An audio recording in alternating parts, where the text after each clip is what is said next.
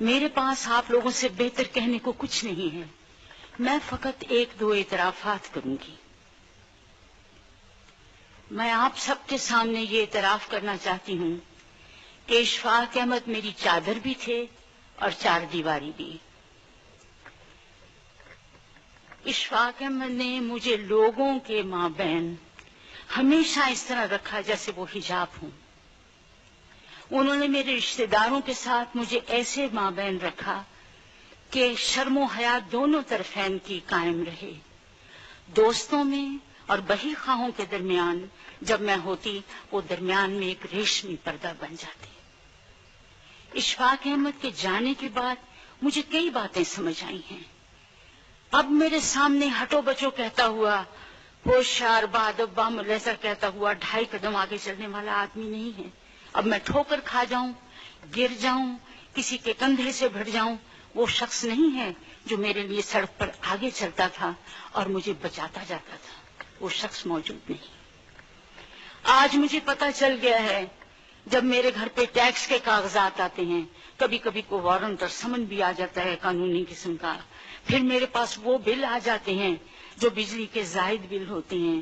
پھر وہ میرے پاس وہ منی آرڈر بھی آ جاتے ہیں جن کے نیچے لکھا ہوتا ہے اشفاق احمد. مجھے پتہ نہیں منی آرڈر کیا ہوتا ہے. میں پیئنگ ان سلپس نہیں جانتی، میں چیک لکھنا نہیں جانتی. اب مجھے پتا چلا ہے کہ وہ 1.5 گنا کام کرتے تھے اور میرے لیے آدھا چھوڑ دیتے تھے اور مجھے کہتے تھے گواہی دینے نہ جانا قدسیہ، میں جاؤں گا، یہ کام میرے ہیں، باہر کے تمام کام میں سنبھالوں گا. اس حفاظت میں رہنے کے بعد، اس چادر اور چار دیواری میں رہنے کے بعد اب زندگی اچانک میرے لیے بہت مشکل ہو گئی ہے. اب مجھے وہ چیزوں کا مقابلہ کرنا پڑتا ہے کہ جن کی مجھے سمجھ تک نہیں.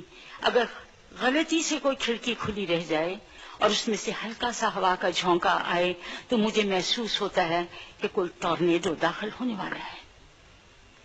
اشفاق احمد کا یہ طریقہ کار تھا. آپ یقین کیجئے، میرا خیال ہے کہ اشفاق احمد میں ایک خصوصیت تھی جس کا ان کو بھی احساس نہیں تھا، جو وہ بھی نہیں جانتے تھے. وہ ان کی موروثی اور پشتنی غیرت تھی. ایسا حجاب جو غیرت مند لوگ کرتے ہیں. لیکن یقین کیجئے اشفاق احمد کو اپنی خوبی کا علم نہیں تھا. اپنے دوستوں کے درمیان اور ان کے درمیان کبھی ایسی باتیں نہیں ہوئی جو اندر کی باتیں ہوتی ہیں. ممتاز مفتی کہا کرتے تھے اشفاق احمد گونگا ہے، اس نے صرف اپنے اوپر باتوں کے خول چڑھا رکھے ہیں. ان کی اصلی بات کو کوئی نہیں جانتا تھا اور یہ سب ان کے موروثی اور پشتنی خوبی کی وجہ سے تھی. لیکن میں آپ سے پھر عرض کروں، بار بار عرض کروں کہ اشفاق احمد کو اپنی اس خوبی کا علم نہیں تھا.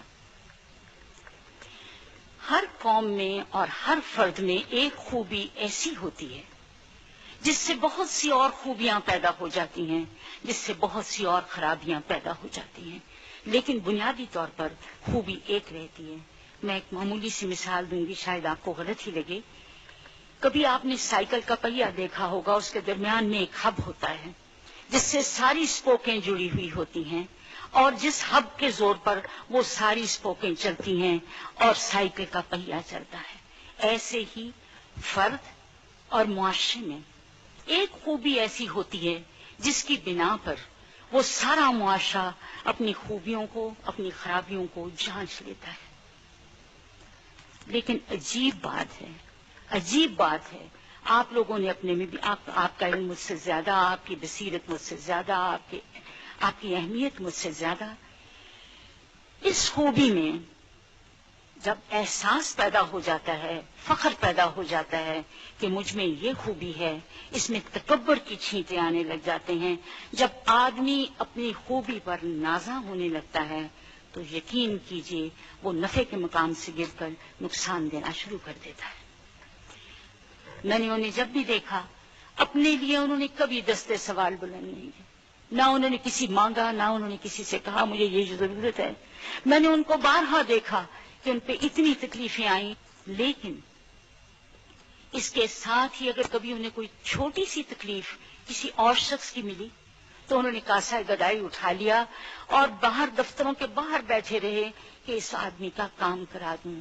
لوگوں کا بھرم قائم کرنے کے لیے، ان کی عزت نفس رکھنے کے لیے انہوں نے سفارشیں کی، لوگوں کے گھر گئے، مانگا، بھیک مانگی، لیکن اپنے لیے انہوں نے دستے سوال کبھی بلند نہیں کیا۔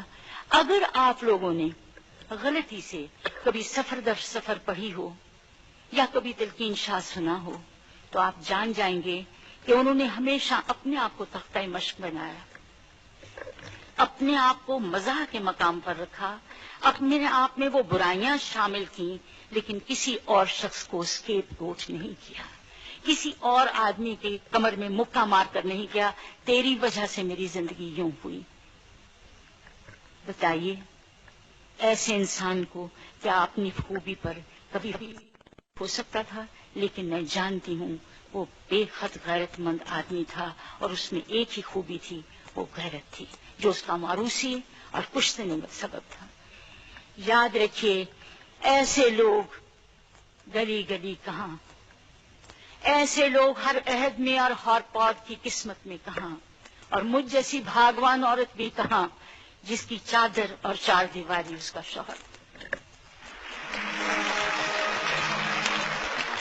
اللہ آپ کو آسانیاں عطا فرمائے اور آسانیاں تقسیم کرنے کا شرف عطا فرمائے۔